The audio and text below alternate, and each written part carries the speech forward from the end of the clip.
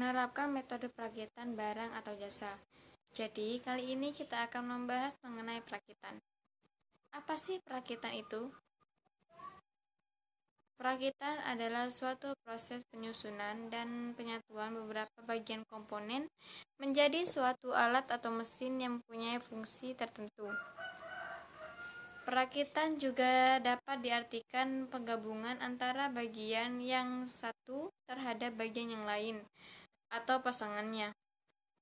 Adapun prinsip perakitan produk sebagai berikut. Yang pertama, meletakkan peralatan dan pekerja dalam urutan pekerjaan atau operasional sehingga setiap bagian atau komponen dapat dipasang secara berurutan sampai dengan proses akhir. Yang kedua yaitu area kerja untuk pemasangan komponen dibuat secara nyaman sehingga pekerja dapat dengan mudah memasang komponen ke dalam rangkaian produk yang berjalan di atas konveyor. Berikutnya, jenis-jenis perakitan. Secara umum terdapat dua jenis perakitan dalam sebuah produksi. Berikut akan dijelaskan dua macam jenis perakitan yang sudah sering digunakan. Yang pertama yaitu perakitan manual. Perakitan manual adalah perakitan yang sebagian proses dilakukan atau dikerjakan secara konvensional atau menggunakan tenaga manusia dengan peralatan yang sederhana, tanpa adanya alat bantu yang spesifik atau khusus. Yang kedua yaitu perakitan otomatis. Perakitan otomatis adalah perakitan yang dikerjakan dengan menggunakan sistem otomatis, seperti automasi, elektronik, mekanik, penggabungan mekanik dan elektronik, atau mekatronik, dan membutuhkan alat bantu yang lebih spesifik atau khusus. Untuk menggunakan jenis perakitan ini dapat dibedakan lagi menurut jenis produk yang akan dilakukan perakitan. Adapun jenis perakitan berdasarkan jenis produk yang dilakukan perakitan sebagai berikut. Yang pertama, produk tunggal. Jenis perakitan produk tunggal yaitu jenis produk perakitan di mana perakitan produk hanya satu jenis saja. Yang kedua yaitu produk seri. Jenis perakitan produk seri yaitu jenis produk perakitan yang dilakukan dalam jumlah massal, dalam bentuk dan ukuran yang sama. Faktor-faktor yang mempengaruhi kegiatan perakitan. Kegiatan perakitan dalam proses produksi dipengaruhi oleh beberapa faktor. Berikut faktor-faktor yang mempengaruhi kegiatan perakitan. A. Jenis bahan yang akan mengalami perakitan. Pada setiap jenis bahan terdapat sifat-sifat khusus dari bahan lainnya, sehingga sewaktu apabila dilakukan perakitan pada jenis bahan terlebih dahulu, harus diketahui sifat-sifatnya. Hal ini dikarenakan sifat-sifat bahan ini sangat berpengaruh terhadap metode pemilihan penyambungan. Yang kedua yaitu kekuatan yang dibutuhkan. Adanya pertimbangan kekuatan yang dibutuhkan dalam suatu konstruksi sebaiknya sudah dihitung terlebih dahulu pada saat merencanakan konstruksi produk yang akan diproduksi. Hal ini disesuaikan dengan mempertimbangkan kegunaan konstruksi, dan atas dasar ini maka dapat dipilih metode produksi yang akan dipakai, yaitu metode penyambungan dalam perakitan. Dasar dari pertimbangan ini adalah dengan meninjau proses kerja yang mudah dan sesuai dengan kekuatan konstruksi sambungan yang diminta. Yang ketiga, pemilihan metode penyambungan. Pemilihan metode penyambungan ini sangat erat hubungannya dengan jenis bahan dan kekuatan sambungannya yang dibutuhkan, karena setiap metode penyambungan mempunyai keistimewaan tersendiri. Yang keempat, penggunaan alat bantu perakitan. Alat-alat bantu dalam perakitan harus dipertimbangkan berdasarkan bentuk-bentuk konstruksi. Konstruksi terdiri dari jumlah komponen dan yang banyak membutuhkan alat bantu perakitan. Alat bantu ini terutama dibutuhkan untuk memproduksi suatu alat dalam jumlah yang relatif besar. Yang kelima yaitu toleransi. Adanya toleransi yang digunakan dalam perakitan dapat dipertimbangkan berdasarkan pasangan antara elemen yang dirakit menjadi komponen yang lebih besar. Toleransi untuk bagian-bagian ini dikenal dengan istilah interchangeability atau sifat mampu tukar. Patokan dasar yang digunakan dalam perakitan harus ditentukan terlebih dahulu sebagai acuan dasar untuk merangkai komponen yang lain. Bentuk yang keenam, bentuk atau tampilan. Bentuk atau tampilan dari suatu produk sangat mempengaruhi terhadap nilai jual produk itu tersendiri. Produk atau tampilan pada dasarnya diawali dari gambar atau desainnya ringan dengan menggunakan konstruksi dari lapangan. Yang ketujuh, ergonomis.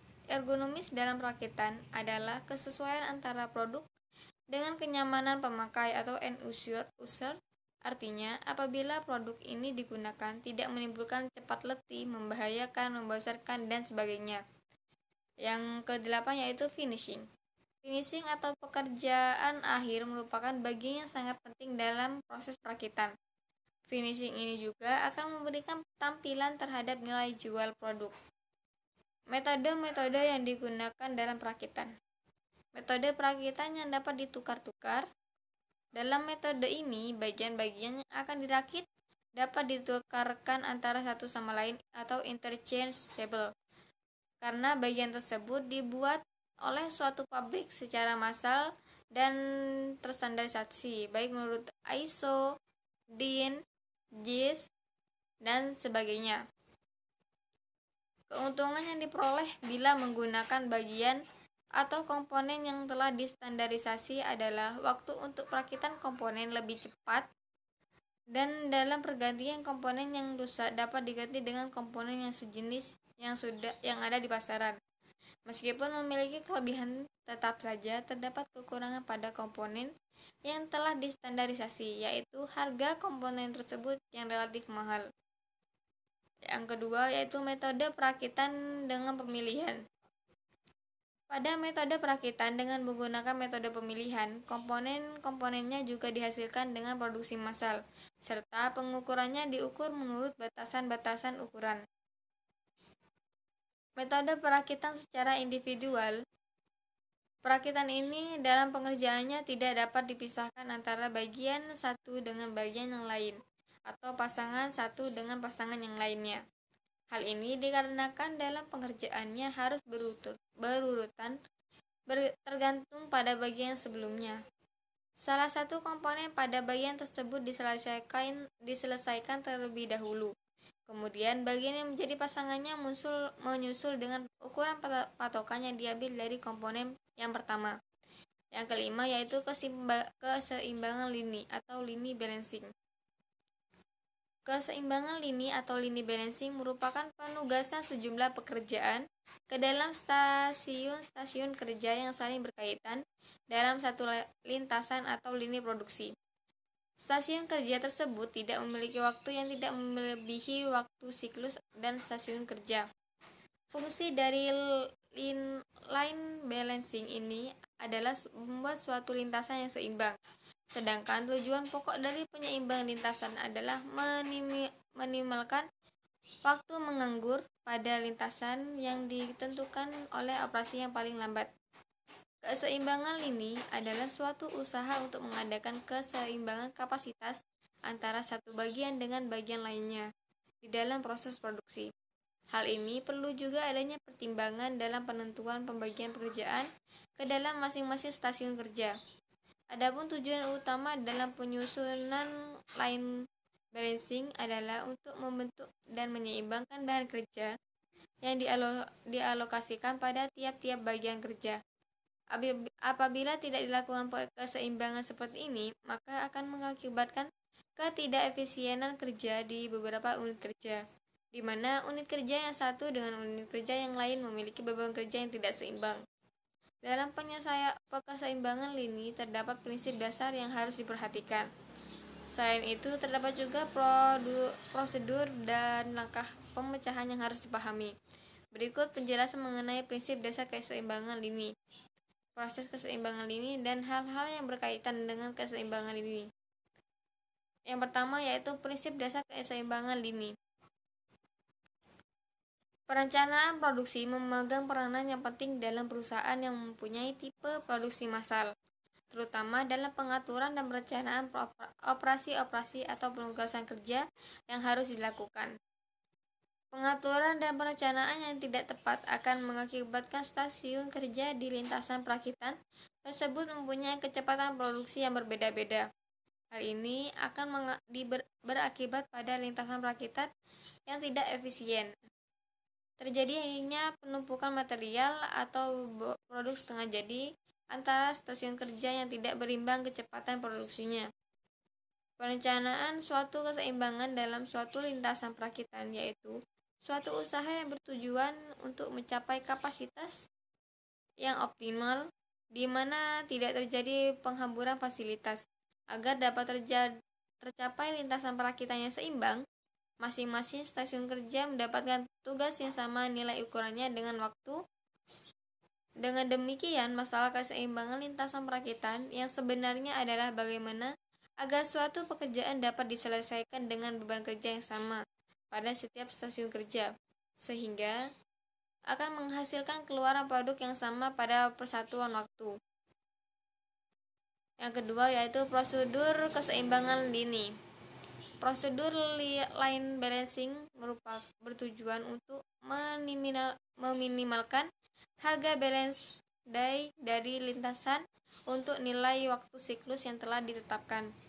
Jumlah ini diharapkan mampu meminimalkan jumlah stasiun kerja. Prosedur dasar yang dilaksanakan adalah dengan menambahkan elemen-elemen aktivitas pada stasiun kerja sampai jumlahnya mendekati sama tetapi tidak melebihi harga waktu siklus. Dalam hal ini biasanya akan ditemui hambatan-hambatan dari elemen aktivitas yang ditempatkan dalam suatu stasiun kerja. Namun, hal yang terpenting adalah tetap memperhatikan ketentuan hubungan suatu aktivitas untuk mendahului aktivitas lainnya, atau dapat digambarkan ke dalam bentuk precedence diagram, di mana diagram tersebut akan dapat dimanfaatkan sebagai prosedur dasar untuk mengalokasikan elemen-elemen aktivitas. Yang ketiga, langkah pemecahan masalah line balancing. Terdapat sejumlah langkah penyelesaian line balancing menurut Gaspreis. Adapun langkah-langkah pemecahan masalahnya sebagai berikut. Yang pertama yaitu mengidentifikasi tugas-tugas individual atau aktivitas yang sedang dilakukan. Yang kedua yaitu menentukan waktu yang dibutuhkan untuk melaksanakan tugas. Yang ketiga yaitu menetapkan precedence constraints jika adanya kaitan dengan setiap tugas tersebut. Yang keempat yaitu menentukan output dari assembly line yang dibutuhkan. Yang kelima yaitu menentukan waktu total yang tersedia untuk produksi output. Yang keenam yaitu menghitung cycle time yang dibutuhkan seperti waktu di antara penyelesaian produk yang dibutuhkan untuk menyelesaikan output yang diinginkan dalam batas toleransi dari waktu atau batas waktu yang sudah diizinkan. Yang ketujuh yaitu memberikan tugas-tugas kepada pekerja atau mesin. Yang kedelapan yaitu menetapkan jumlah minimum banyaknya stasiun kerja yang dibutuhkan untuk memproduksi output yang diinginkan. Yang kesembilan yaitu menilai efisiensi dan aktivitas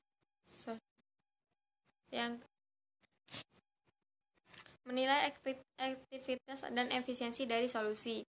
Yang ke-10 yaitu mencari terobosan-terobosan dan memperbaiki proses terus-menerus. Yang keempat, hubungan precedence dalam line balancing. Hubungan atau saling keterkaitan antara satu pekerjaan dengan pekerjaan lainnya digambarkan dalam suatu diagram yang disebut dengan precedence diagram atau diagram pendahuluan. Sekian dari presentasi saya hari ini. Jika ada kesalahan kata, saya mohon maaf. Wassalamualaikum warahmatullahi wabarakatuh.